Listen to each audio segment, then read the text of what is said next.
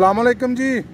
मैं तो पौधा लाया वकील एडवोकेट साहब ने ये भी कोई गलबात करना चाहते हैं जी जनाब। सलामकुम जी, मैं मुसाफिर भाई दी पुरजोर फरमाइश से 2 पौधों का वादा सी, एक हुण मैं लान लगा वा ठीक है, इंशाल्लाह दूसरा भी बड़ी जल्दी लगेगा। लाओ जी लाओ। मेरा मैसेज है कि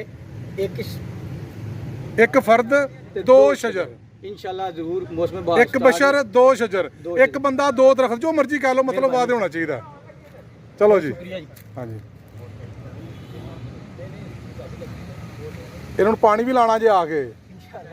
आहो ये जनाब पैगाम है सारे वालों, ठीक है जी।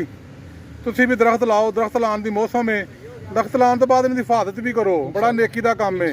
पाकिस्तान की खिदमत करने वास्ते जरूरी नहीं तुसी बड़े बड़े जर्नल होवो, सियासतदान होवो, बिजनेसमैन होवो। एक छोटी एड तो तुसी काम शुरू कर हाँ सकते जी, हो। दरख्त ला के भी कर सकते हो, लोगों को ऑक्सीजन लभेगी, लोग दरख्त लोगों को अवेयरनेस दियो, हाँ जी। लोग इस पासे आना, अपना माहौल ठीक करो।